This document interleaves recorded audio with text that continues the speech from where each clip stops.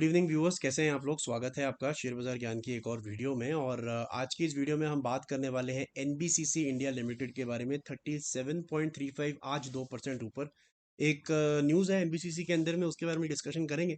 और उसके बाद में इस चार्ट के ऊपर में हम बात करेंगे और देखेंगे कि आगे करना क्या है अभी स्टॉक के अंदर में, बिकॉज कई बार ब्रेकआउट दे चुका है और कई बार काफ़ी डिसाइसिव ब्रेकआउट भी दे चुका है। लेकिन पिछले हफ्ते के फॉल ने काफ़ी चीज़ें बिगाड़ दी हैं स्टॉक के लिए और शेयर होल्डर्स के लिए। आई वुड नॉट से कि एनबीसीसी का स्टॉक बदकिस्मत है, लेकिन मैं ये कहूँगा एनबीसीसी के शेयर होल्डर्स बदकिस्मत है कि जब सही हो रहा था तभी एक फॉल आया और ठीक ठाक स्टॉक की कमर जो है इसने तोड़ दी है। लेकिन कुछ चीज़ें हैं जो अच्छी भी हैं, तो मैं वो पॉइंट आउट भी करूंगा आपको इस वीडियो के अंदर में। चलिए शुरू करते हैं। सबसे पहले खबर की बात कर लेते हैं। तो एनबीसीसी को एक 69 करोड़ का ऑर्डर मिला है ओडिशा पावर ट्रांसमिशन कॉरपोरेशन से, ओपीटीसीएल। 69 करोड़ का ऑर्डर है, कोई बहुत बड़ा नहीं है एज एनबीसीसी कंसर्न। इसको इससे बड़े बड़े ऑर्डर्स पहले भी काफ़ी मिल चुके हैं और स्टॉक आज 2% ऊपर भी है। तो लोगों को लग रहा है कि ये ऑर्डर की वजह से ऊपर है, ऐसा कुछ नहीं है। पिछले हफ्ते 16% टूटा है ये स्टॉक। तो यहाँ से 8-10% अगर बढ़ भी गया तो एक बाउंस बैक इसको माना जा सकता है, लेकिन इट इज़ नॉट बिकॉज कि उसको 70 करोड़ का ऑर्डर मिल गया है।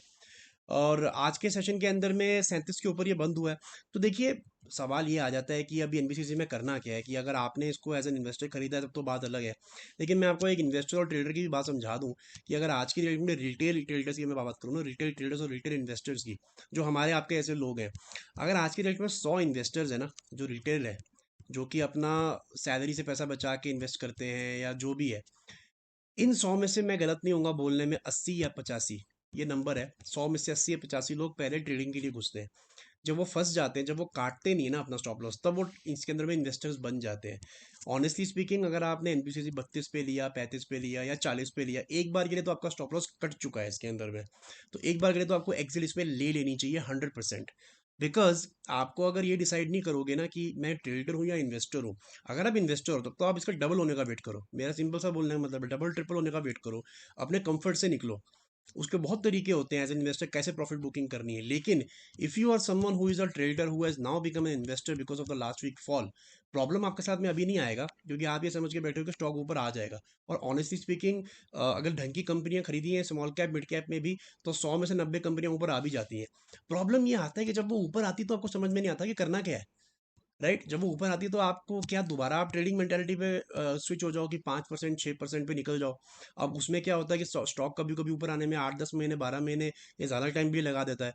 तो स्टॉक तो आप इन्वेस्टर की तरह टिक तो जाते हो, लेकिन जैसे प्रॉफिट में आता है तब आपकी जो साइकोलॉजी है वो दोबारा ट्रेडर वाली बन जाती है। बिकॉज आप एक घुसे ही इसके अंदर ट्रेडिंग के लिए थे, that is the main problem. तो एक बार के लिए तो एग्जिट हो चुका है। अब एनबीसीसी के अगर हम चार्ट्स की बात करेंगे ना, तो मैं आपको एक यहाँ पे एक ट्रेंड लाइन ड्रॉ करके जरूर दिखाना चाहूँगा। और मैं आपको बताना चाहूँगा कि हाँ, डेफिनेटली एक अच्छी खबर तो नहीं हुई है जो लास्ट वीक हुआ इसके साथ में। बिकॉज ये वीकली चार्ट है। मैं आपको बताता हूँ exactly what many of us were hoping कि एनबीसीसी ने ना अपने 200 वीकली मूविंग एवरेज, इसके ऊपर में अब 3-4 हफ्ते कार्यकाल कर लिया था अपना complete.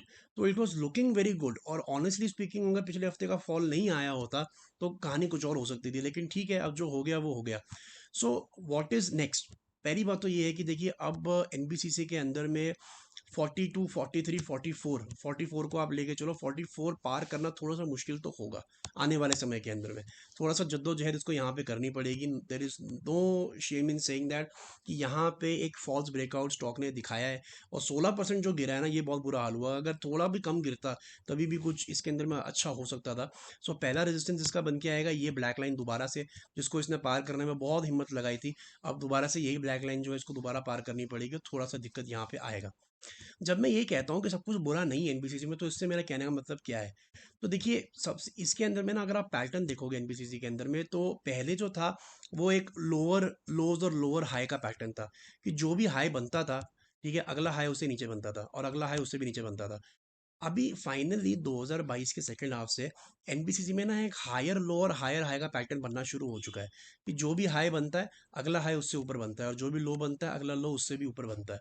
So definitely there is not all hope that is lost. मैं आपको ये बता सकता हूँ कि जो इसका लेवल है ना एनबीसीसी का, ऊपर की तरफ 43-44 भले ही रेजिस्टेंस होगा, लेकिन शॉर्ट टर्म के अंदर में और मीडियम टर्म के अंदर में अगर मार्केट में बहुत बड़ा क्रैकडाउन नहीं आया, जिसके चांसेस कम है, ये एक करेक्शन है, तो मुझे नहीं लगता कि एनबीसीसी 30 के नीचे जाने वाला है। तो अगर आपके अंदर में इतनी हिम्मत है कि आप 20-25% अपने स्टॉक को नीचे जाते हुए देख सकते हो, तो as an investment bet I would still back NBCC.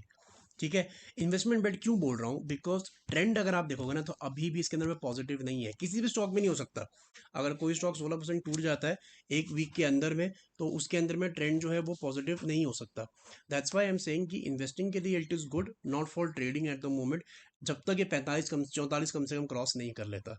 So yes, थोड़ा प्रॉब्लम है लास्ट वीक के बाद में, but definitely all is not lost in the NBCC share. 30 is a rock bottom support for me, और वो एक और pattern होगा for the lower highs and lower लोज जो उसने तोड़ा है।